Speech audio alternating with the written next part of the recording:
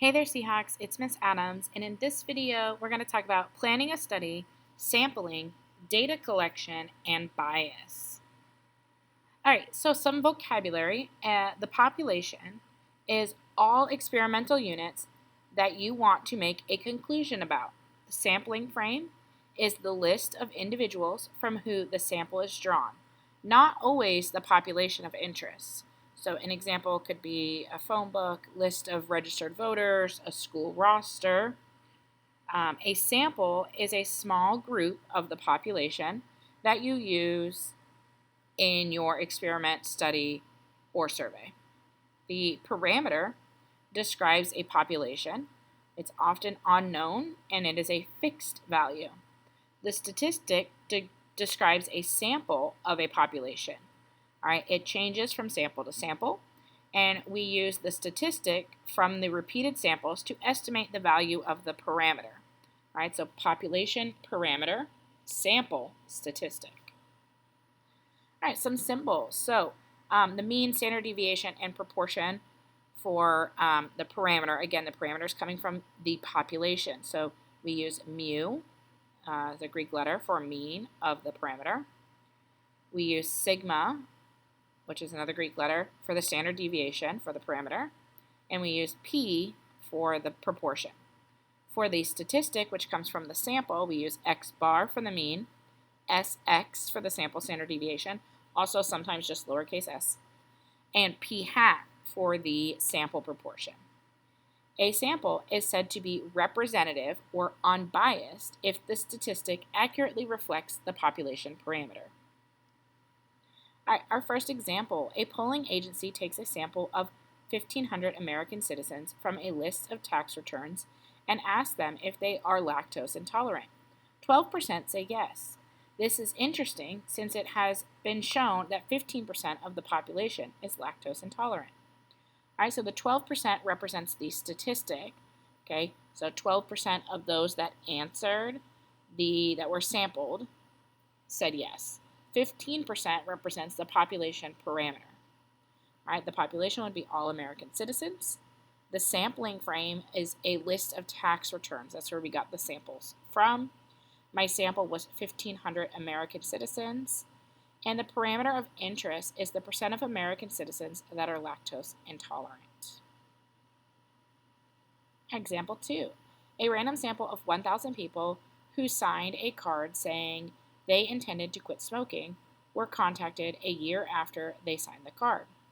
It turned out that 210, or 21%, of the sampled individuals had not smoked over the past 6 months. 21% represents a statistic that came from the sample. The population would be all smokers. The sampling frame is people who signed a card saying they intended to quit smoking. The sample was the 1,000 people who signed the card. And the parameter of interest was the percent of people who have not smoked over the past 6 months. In other words, they quit smoking. Example 3. On Tuesday, the bottles of tomato ketchup filled in a plant were supposed to contain an average of 14 ounces of ketchup. Quality control inspectors sampled 50 bottles at random from today's production. These bottles contained an average of 13.8 ounces of ketchup. So 14 is the population parameter. 13.8 was the statistic from the samples. The population would be all ketchup bottles. The sampling frame is ketchup bottles from 1 day's production. The sample was 50 bottles. And the parameter of interest is the average number of ounces of ketchup in the bottles. Example 4. A researcher wants to find out which of the two pain relievers works better. He takes 100 volunteers and randomly gives half of them medicine number 1 and the other half medicine number 2. 17% of the people taking medicine 1 report improvement in their pain. 20% of people taking medicine number 2 report improvement in their pain. So 17 and 20 are actually both statistics. Those are two values that came from samples. I had two separate samples here. My population would be all people. My sampling frame would be all the volunteers. My sample, I had 100 volunteers, and then I broke them into two groups, 50 taking medicine 1 and 50 taking medicine 2. My parameter would be the percent of people who showed improvement in pain. All right, bias versus variability. Bias is consistent repeated measurements that are not close to the population parameter. Variability is basically like reliability. Consistent measurements doesn't matter if they are accurate or not. All right, so to reduce bias, we are going to randomize. We're going to take random samples to help reduce bias. To reduce variability, we're going to use larger samples, okay, so we can be a bit more accurate and reliable. All right, sampling variability. Different samples give different results. Different size samples give us different results. Bigger samples are better. Okay, again, larger samples are going to give us better results. If we take a lot of samples of the same size and make a histogram. So here's a histogram. Okay, we have the true parameter right in the center. The sample size is 100. So I took samples of size 100, I calculated a value, and here are my histograms. If I did sample size of 1,000, you can see that it is much less, there's a lot less variation, right? It's more condensed, it's closer together. So larger samples yield smaller variability. All right, so here again is some histograms here. If the true parameter is where it's pointing to, like that is the actual true mean or true proportion or whatever it is, true standard deviation, whatever I'm looking at, the true value is where the arrow is. And then this data was what I got from a sample. This one shows high bias and low variability. So the variability is about how spread out it is. The bias is how close is that arrow to the center of what I want. All right, this one is low bias but high variability. This one is high bias and high variability. And this one is low bias and low variability. So that one would be the best. Okay, we want to reduce the bias and reduce the variation. All right, we can think of this also like as targets. So bias would be like the accuracy. Variability is like the precision and reliability. All right, so this one has high bias and low variability. The next one down has high bias and high variability. This one has low bias and high variability. And this one has low bias and low variability. Again, that's what I would prefer, low bias, low variability. All right, sampling design. So good sampling designs consist of a simple random sample, which we abbreviate as SRS. So every experimental unit has the same chance of being picked for the sample, and every possible sample has the same chance of being selected. Okay, so you give every subject in the population a number, you use a table of random digits or a random number generator, you read across your row to select your sample. You would ignore repeats. Or put them in a bag, shake the bag, pull out without replacement to select your sample. All right, so here are some examples. Okay, I could take a simple random sample of 5 of the following list. I could take a simple random sample of 4 from the following list of math teachers. Okay, so let's look at the math teacher example. I could give them all a number. Okay, I could use a random number generator or a table of random digits to pick random numbers, the first 4 random numbers that come up between 0, 1, and 18, ignoring repeats. Or I could put all of those numbers on slips of paper, or all of the teachers' names on slips of paper, put it in a bag, shake the bag, and pull out 4. The 4 selected without replacement, meaning I'm not going to put them back in the bag. Those would be the ones that are going to be sampled. A stratified random sample, which we do not abbreviate that one as SRS. We divide the population into groups with something in common. We call that strata. So gender, age, something along those lines, grade level, whatever.